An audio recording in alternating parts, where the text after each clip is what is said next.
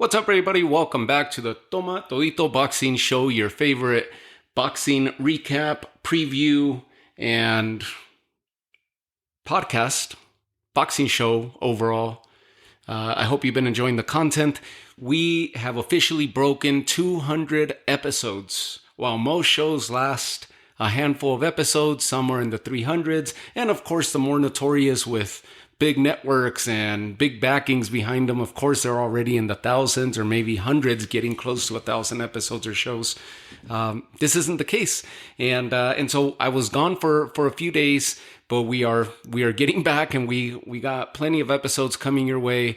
And this one today, we're gonna focus on JoJo Diaz versus Jesus Perez, which took place just a few days back.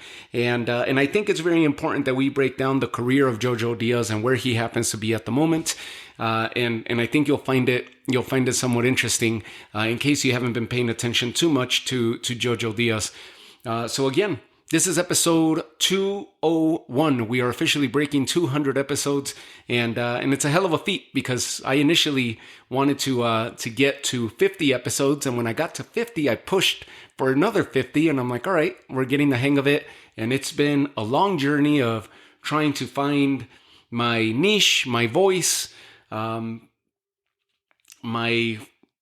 style, I guess, my swag within this podcast industry, what have you, and or journey, I should say, because it's definitely been more of a journey, more of a venture, and well, here we are. So thanks to you, the show continues to grow, and we're gonna keep going, and from here we're gonna push to 300. Let's do it. No more 50s. Let's go for another hundy. And with that said, let's get started with today's episode. Just in case you missed the fight, we're going to cover it and cover the fight here. So in case you want to pause the episode and you want to go watch the fight and then come back, you could do that. If not, we're going to get as detailed as possible. And you know how I do here. We're going to get as detailed as possible and talk about JoJo Diaz and where he finds himself in his career.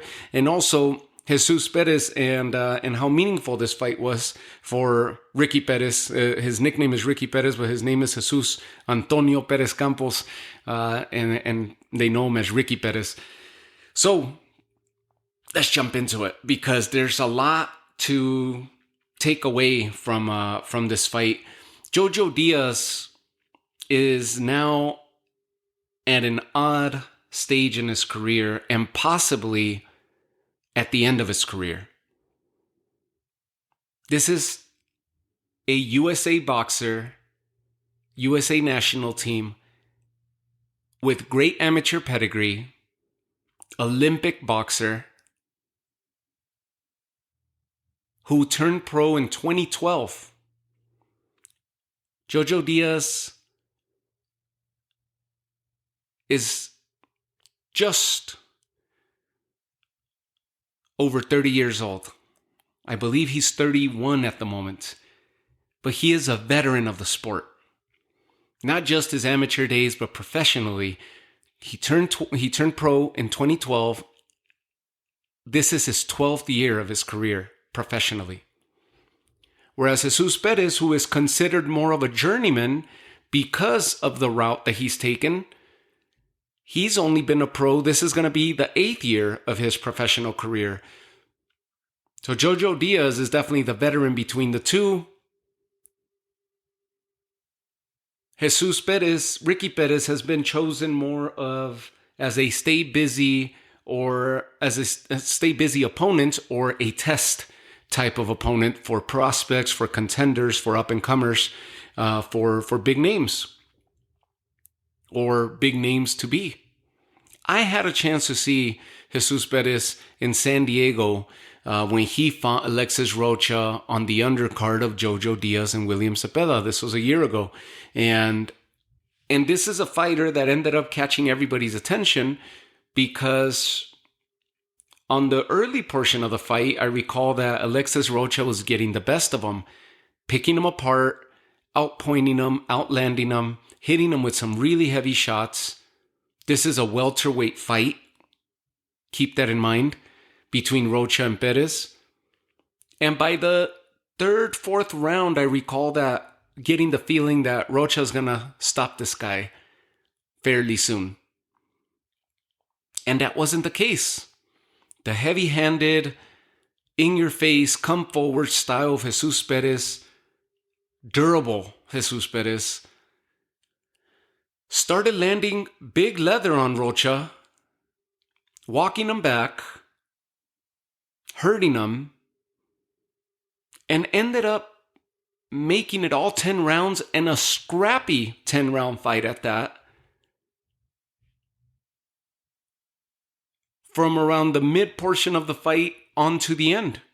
At times, he hurt Rocha and had Rocha against the ropes on his back foot. And it seemed like Jesus Perez potentially was getting the momentum and had momentum in his side as well several times during the fight. And it caught everybody's attention as to where did this guy come from? Because this was supposed to be a stay busy, active fight for Alexis Rocha. He ends up getting the decision, and I remember that although there was a heavily favoring crowd for Rocha in the sports arena there in San Diego, a lot of cheers, but there were also some boos when the decision was rendered because people thought that Perez had done enough to get himself back into the fight, dominate the fight, and people felt that he was deserving of the decision win. The decision went to Rocha,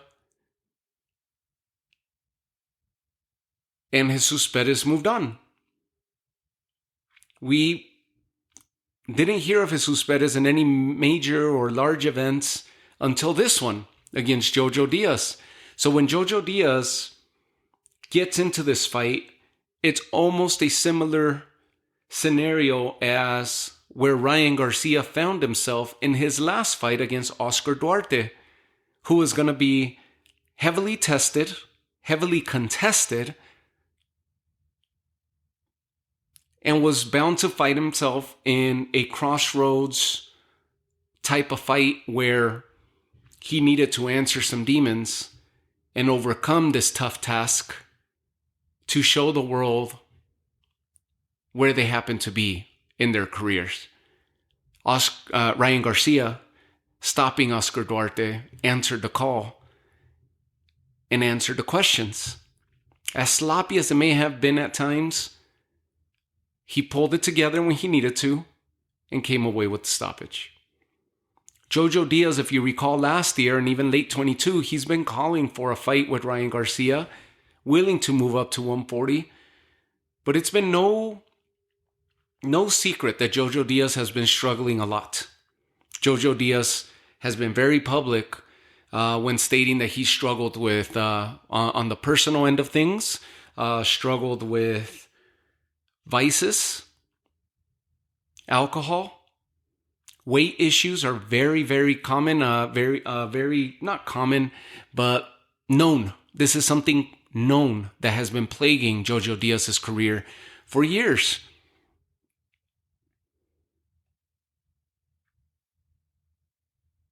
Hence, 2 titles were affected in JoJo Diaz's career because of his weight issues.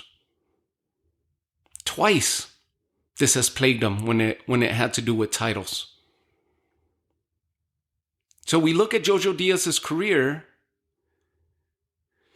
just in his last few fights, and he has 4 losses in 5 fights. Just think about that. The first loss of his career was when he challenged Gary Russell Jr. in 2018 at 126 pounds for his WBC title. He lost a unanimous decision against Gary Russell, and that was a 12-round championship fight. JoJo Diaz debuted at 122, had a successful career at 122, moved up to 126. Most of his stoppages, and if you look at his record, as it sits, 33 wins, 5 losses, 1 draw, 15 knockouts. The majority of his stoppage wins were at 122 and 126 pounds. By the time he got to 126, there was a lot less stoppage wins. When he campaigned at 130, he only has one. And that was against Freddy Fonseca in 2019.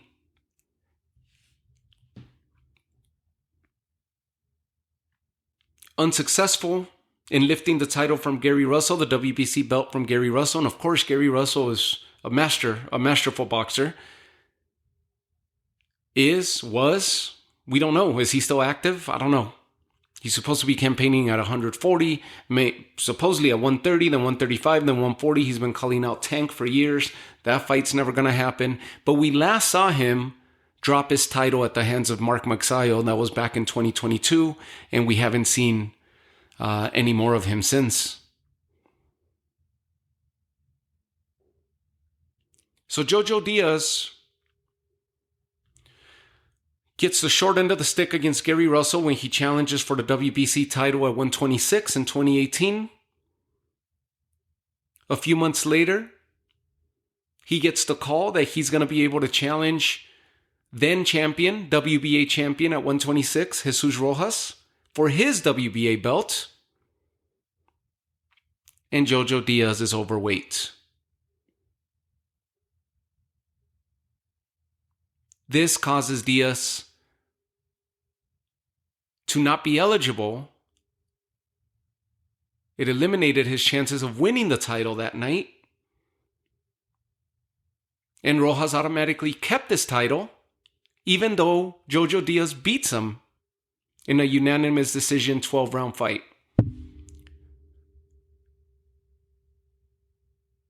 The scorecards for that fight were favorable to JoJo Diaz.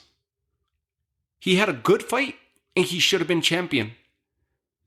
But the weight issues presented themselves. And it wouldn't be the end of it. Second chance at a world title. This time, his doing by weight issues. He ends up moving up to 130 pounds. Like I said, his last stoppage was against Freddy Fonseca in 2019. And he then gets into that notorious fight against Tevin Farmer, which was a hell of a fight. And if you never saw that fight, go back and watch that. That was an awesome showing by both fighters, where there was a lot of speed, a lot of accuracy, pinpoint accuracy at that. And it was entertaining. Super entertaining fight. A fight where these two should have met each other. There should have been a rematch. JoJo Diaz gets the unanimous decision win over Tevin Farmer and wins the IBF title. Finally, world champ.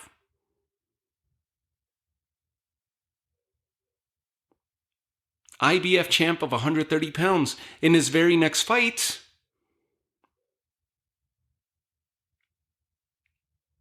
he loses the title on the scales against mandatory Shavkat Rakhimov, who was undefeated going into that fight. A big prospect, big contender, as blue chip as you could get, hell of a fighter, hell of a puncher, and gave JoJo Diaz a hell of a fight.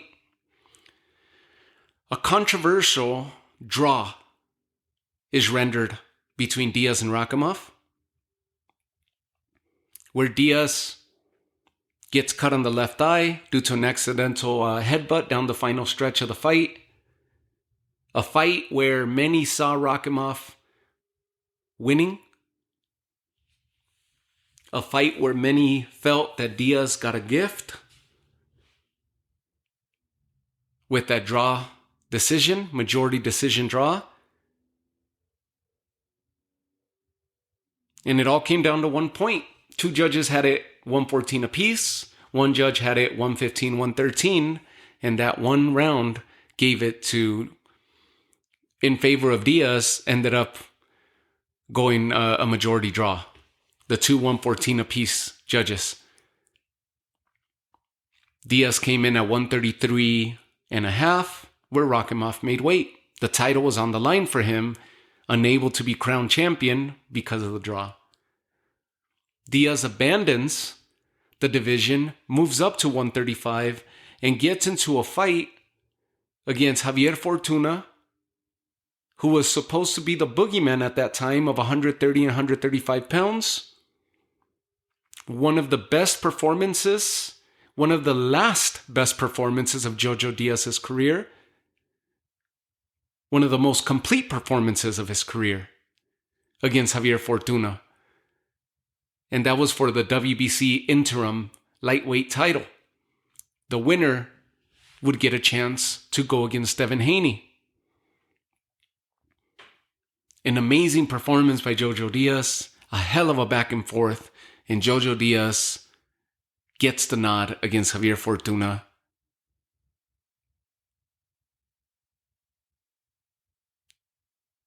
And was crowned the interim WBC champ of 135 pounds. He goes on to challenge Devin Haney to unify the lightweight title, the WBC lightweight title, and gets picked apart and outpointed by Devin Haney. He then goes on to fight Camarón Cepeda, the fight that I just mentioned where I first saw Jesus Perez as he fought Alexis Rocha on the undercard as a co-main. William Cepeda dismantled JoJo Diaz.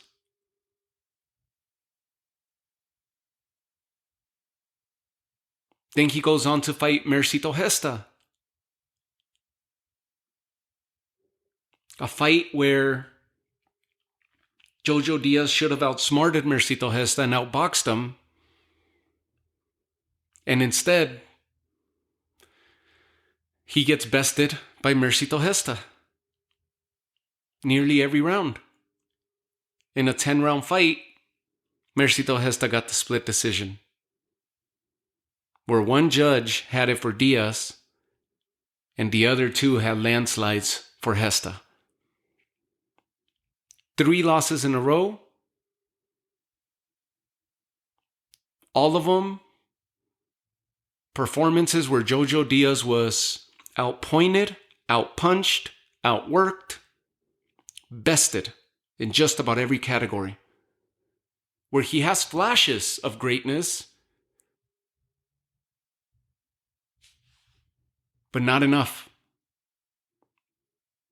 Last July, he goes on to fight relatively unknown fighter Jerry Perez out in San Antonio. This was somewhat of a catchweight fight, junior welter, super lightweight, where JoJo Diaz came in at 141.5, Jerry Perez at 138.5. And I want to point this out because before that, with Mercito Gesta, Diaz came in at 139.5, Gesta 137.25. With William Cepeda, he came in at 137.5 and Cepeda at 137 flat. Catchweights. What division is he going for? 135 or 140? Undecided. Undetermined. With Haney, he met the weight. 134.25. Haney came in at 135 flat. And with Javier Fortuna, same thing. 134.25. He gave weight to those 2 meaningful fights after the debacle with Shavkat. Remember, it was Rakimov, weight issues, loses the title on the scales. Then Javier Fortuna, back on track, makes weight, becomes the interim champ. Devin Haney gets outpointed in the WBC unification title fight. But it's fine because this Devin Haney's no joke. Look at what he's become now.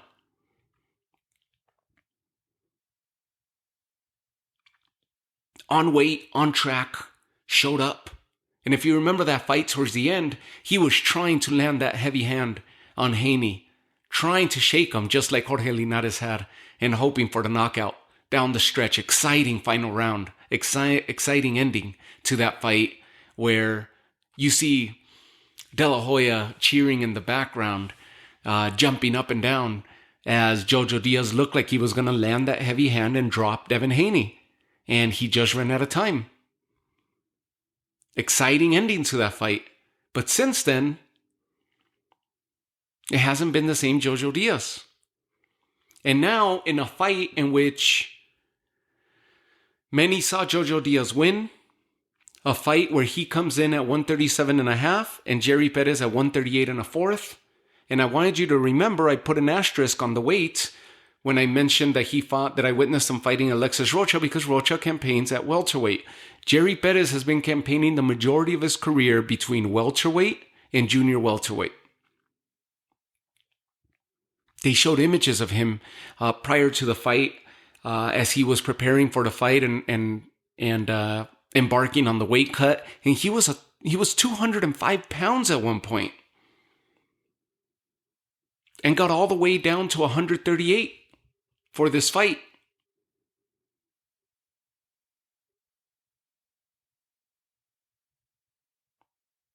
The story of Jesus Perez, Ricky Perez, is an admirable one,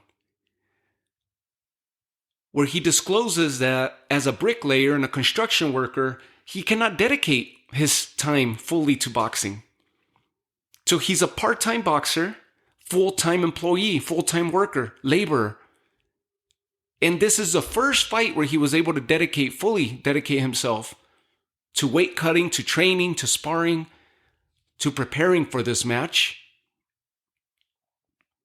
And he was driven to pull a shock win against JoJo Diaz. And he said, if I'm able to prepare like this and I'm able to fully focus on boxing, I can do some stuff in boxing. But he had never had that opportunity. Smaller purses, smaller cards, smaller events, yet he's been able to amass a good record. With this victory over JoJo Diaz, he now sits at 25-5, 18 knockouts to his credit. The Tijuana native has losses to Ruslan Mariev back in 2018, Carlos Diaz, also 2018, Danielito Zorrilla, who gave a hell of a run and many thought he beat Regis Prograis in Prograis' fight prior to Devin Haney. He then lost to Alexis Rocha, the fight that I mentioned to you guys earlier. And after that, he fought Brian Norman Jr. in an 8-round fight, lost by unanimous decision there. Never been stopped. Never been stopped. All decision losses. And those back-to-back losses to Norman and Alexis Rocha were at the welterweight division. A fighter who is a heavier-handed fighter and durable at that. Big body, big muscles, heavy hands, with a lot of energy, throws a lot of punches. And even though they were at similar weights, JoJo Diaz's power has not transitioned from where he started. He started at 122 pounds. The last stoppage win in his record is when he was at 130 pounds campaigning. He only had one stoppage at 130 pounds. And that's it. Now he's been fighting. He continued fighting at 130, became champ there, then interim champ at 135. Then he's been fighting in these catch weight type fights between 135 and 140. And his power is not there against these bigger bodies. His power has not transitioned. Nonetheless, going into this fight, we had an issue of not speed on behalf of JoJo Diaz, but rather accuracy, efficiency, and timing on behalf of JoJo Diaz against a heavy-handed, durable, stronger fighter in Jesus Perez. What ensued was a great back and forth between these two fighters, where there was a lot of punches thrown.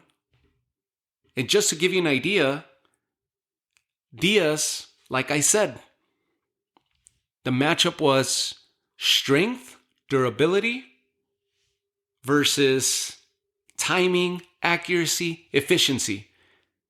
And that's exactly how the stats played out. And that's exactly, when the fight was said and done, what the stats displayed. 804 punches thrown by Jesus Perez and he successfully landed 17% of his punches, 137 overall. JoJo Diaz threw 471 punches and landed 188. He landed at a 39.9, nearly 40% of his punches were successful to a 17% by Jesus Perez. Yet the judges gave it to Jesus Perez.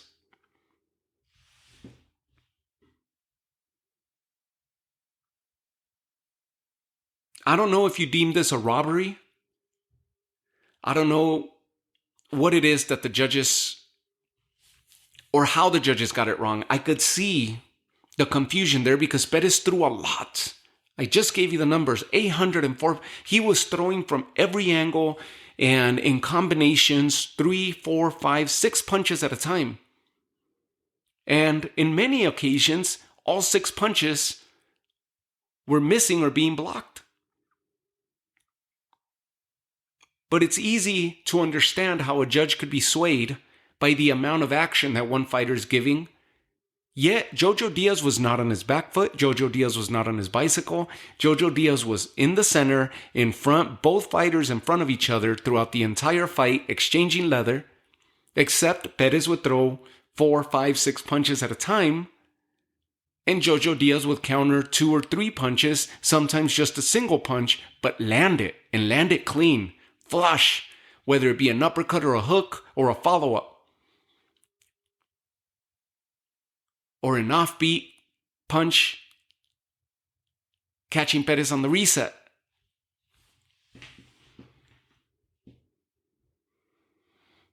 JoJo Diaz outlanded.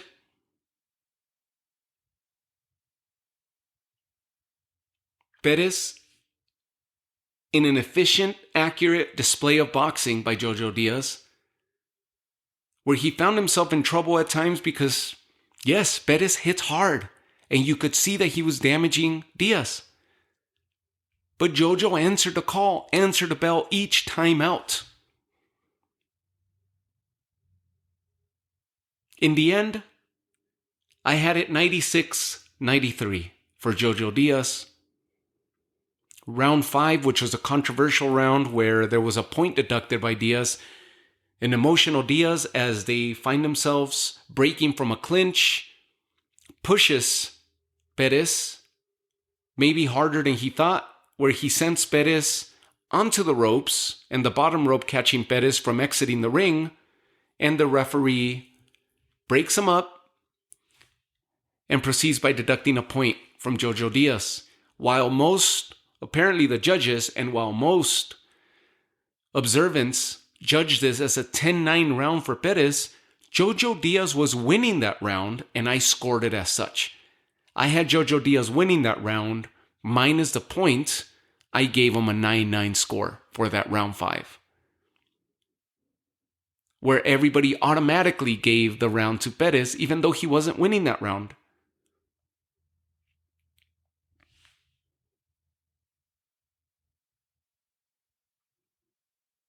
The scores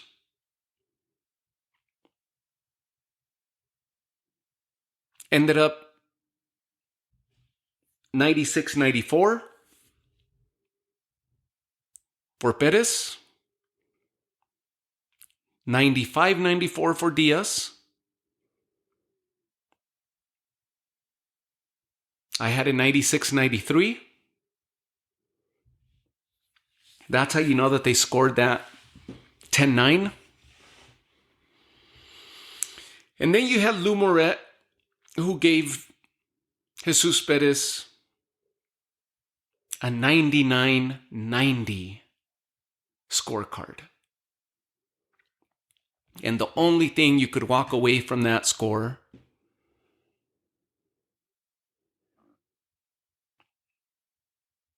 well, you could have many conclusions. And the obvious one is corrupt,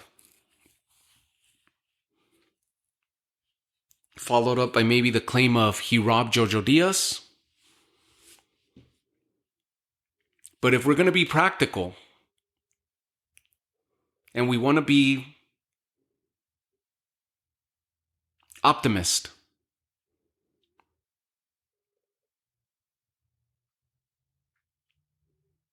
what guides me towards thinking that he would score a fight 99-90 is that he was impressed that the output of Jesus Perez, of Ricky Perez, impressed Lou Moret, or left an impression as the more active and the fighter that took the fight to the other, the aggressor. He didn't care about CompuBox stats, or he wasn't analyzing punches that were actually landing, but rather just output. And judging by output, when you have 804 punches to 471 in a 10-round span, it's easy for your eye to be swayed, to be impressed. And I have to think that that's what Lou Moret saw. The output of Jesus Perez is what he was giving the rounds to, and he didn't give anything to... I mean, that's a 9-round victory for Jesus Perez on Lou Moret's scorecard, which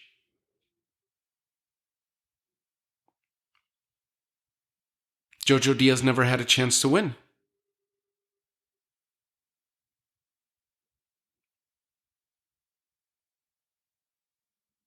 He gave JoJo Diaz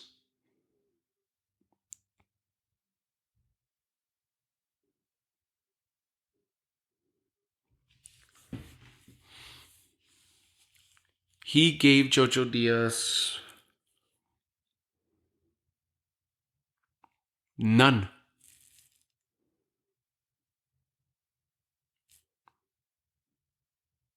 I'm trying to look at his scorecard and see how he scored it, Lou Moret.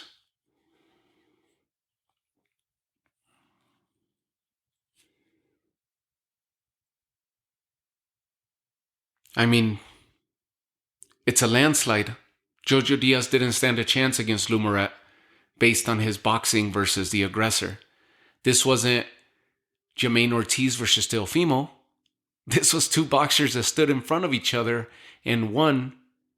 This is almost like a B-level version of a Marcos Maidana-Floyd Mayweather fight, where Maidana would throw everything at Mayweather, punches and bunches, and Mayweather would find a way to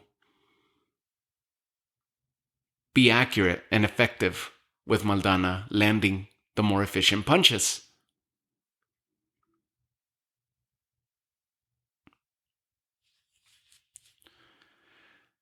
Sad story for JoJo Diaz because now he gets another loss. The 5th of his career. Nothing to be ashamed of, as he's got 5 losses to good fighters. Gary Russell Jr., Devin Haney, Camarón Cepeda, Mercito Gesta, and now a Jesus Perez, who, yes, he is a journeyman, but he may very well be a spoiler. He's going to give someone a tough fight and will catch anybody on any given day should they not show up fully prepared for a full scrap. Jesus Perez is that good, at least that consistent, and that scrappy, that he will give anybody hard work. Alexis Rocha knows firsthand, and now JoJo Diaz found out and was on the downside of the scorecard. Sad to say, but I think JoJo Diaz's days are coming to an end. Entering the 12th year of his professional career. Standout U.S. national team boxer, Olympic boxer, 2-time champ as a pro. This was a fight where he needed to send a statement and show everybody where he's at in his career. But sadly to say, his last best performance was against Javier Fortuna.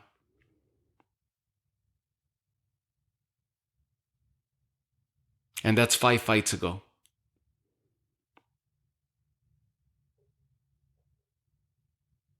He had 1 draw, 1 defeat going into the Javier Fortuna fight. What do I see for JoJo Diaz? I don't even think he's a gatekeeper at this moment. I think he's at the point where he needs to be serious with himself and decide whether he's going to continue on this trajectory, because everything pointed that he had a great camp, a great training, great sparring, great preparation, diet on point for this fight. Mentally, emotionally, physically, in his best state. These are words as expressed by JoJo Diaz. But unfortunately, I just don't think, and the body of work backs up my claim, that his power has not transitioned in the higher weight divisions that he's campaigning in. His power stayed at 126 pounds. 122, 126, he possessed good pop. 130, very good.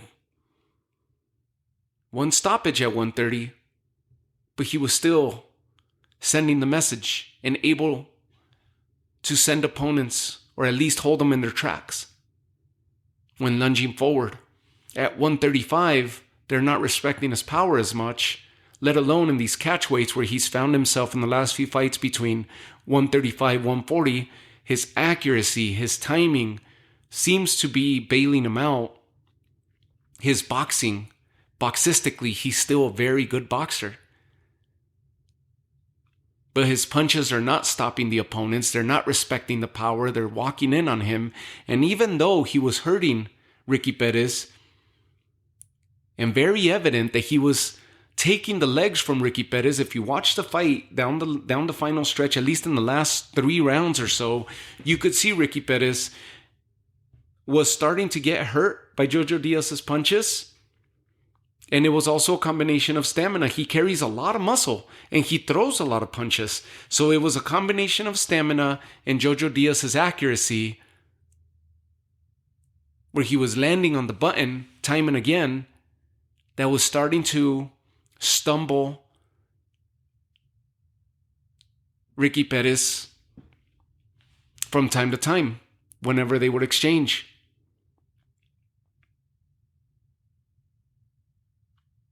Congratulations to Jesus Perez, to Ricky Perez, because now that he's fully focused, this fight will definitely get him into another decent name, another decent showing, maybe several, where he will be able to garner some decent paydays. Great showing against Alexis Rocha, and now he gets a victory over a veteran and a big name in JoJo Diaz.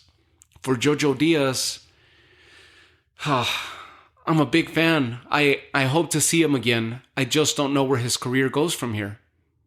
Unfortunately, he's going to be finding himself in the last stages of his career, maybe a few more fights, and that's it.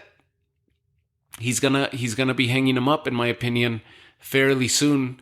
If and when I get to the interview stages of this podcast, I would love to have him on, and I would love to have a conversation with him, and hopefully is before he hangs up the gloves, just to find out where he's at mentally, how he's assessing his career versus how we're seeing it on the fan point of view, from the fan's perspective. Stellar career to date, overall, both amateur, professional, but one of those that I feel that could have reached even higher levels if it wasn't for those weight issues that he encountered.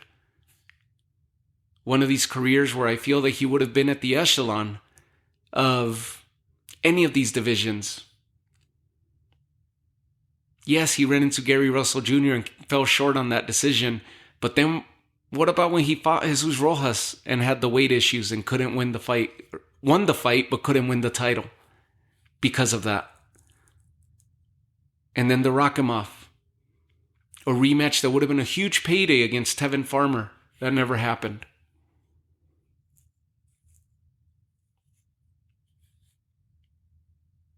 I think his crossroads fight was against Camarón Cepeda. And Camarón Cepeda outshined him. Just out everything.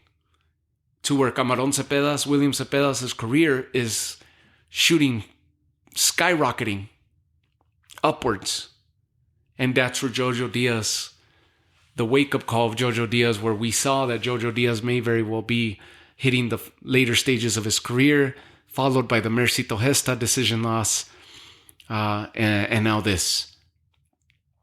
I think his last great performance was against Javier Fortuna, and if you have a chance and you're a fan of JoJo Diaz, go back and watch that fight, because what a hell of a performance that was by both men. But what a hell of a performance, an exciting performance at that JoJo Diaz put on that night. And well, I'll leave you guys with that. A fight where I feel that JoJo Diaz did enough to deserve that decision. Nonetheless, the loss affects him heavily at this stage, where I feel the win would have favored him heavily at the stage where he finds himself. I had it for him. One judge had it for him, but it just wasn't enough. And not enough pop there to stop a tough Jesus Perez. We'll see who they match him up against. But unfortunately, I think we're starting to see the end of JoJo Diaz. So I'll leave you guys with that. Don't forget that whenever you see me post on Instagram, which is where I guide the podcast off of, leave me a comment. That's where we communicate. Communicate with me. Leave me a comment. Ask me a question, and I'll shoot back. If anything, ask me a question, and I may very well respond to it on a reel, and do an in-person answer. If not, whenever there's a big fight, reach me on X. Just because I'm not recording or actively behind the mic doesn't mean that I'm not paying attention to what's going on within the boxing world. So plenty more episodes coming your way. Thank you guys for all the love. Have yourselves a great night, and I hope you enjoyed today's episode. Have a good one.